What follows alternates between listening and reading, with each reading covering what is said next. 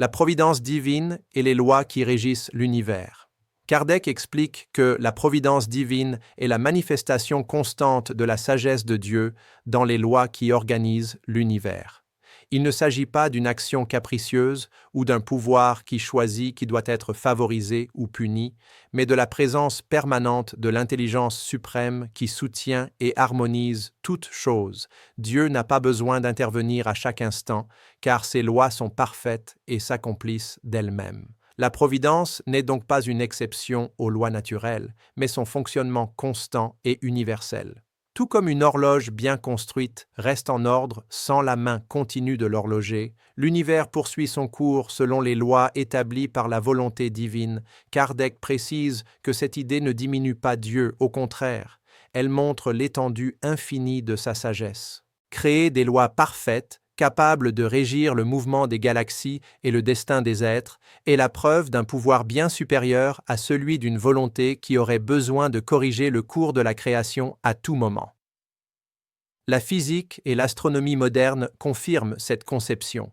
Les lois cosmiques, de la gravitation aux interactions quantiques, opèrent de manière constante et prévisible, soutenant l'harmonie de l'univers à des échelles allant de l'atome au système solaire. Rien ne se déplace en dehors de ces lois.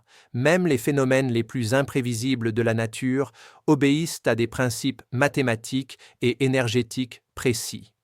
Cette régularité est la signature de la providence, non comme un miracle, mais comme un ordre. Dans la sphère morale, la providence s'exprime par les lois de cause à effet. Chaque action engendre une conséquence qui éduque l'esprit, le conduisant progressivement vers le bien. Il n'y a pas de punition divine, mais un apprentissage. La souffrance, lorsqu'elle apparaît, est la réaction naturelle des lois qui visent à corriger, équilibrer et conduire à l'évolution.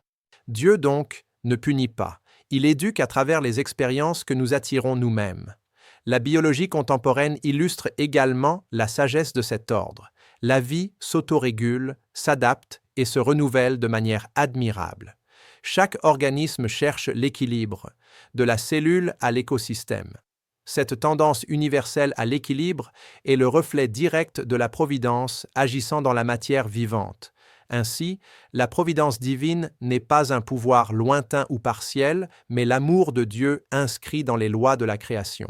Il est dans le battement du cœur, dans le cycle des saisons, dans le chemin des étoiles et dans le progrès des âmes.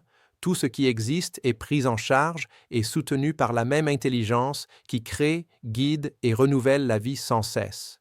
Faire confiance à la providence, c'est comprendre que rien ne se produit en dehors de l'ordre divin, même lorsque nos yeux ne peuvent encore percevoir le but supérieur. Et lorsque cette compréhension touche le cœur, naît la véritable paix, celle qui vient de la certitude que l'univers tout entier est l'expression de l'amour de Dieu. Si ce message a apporté la sérénité à votre âme, partagez-le.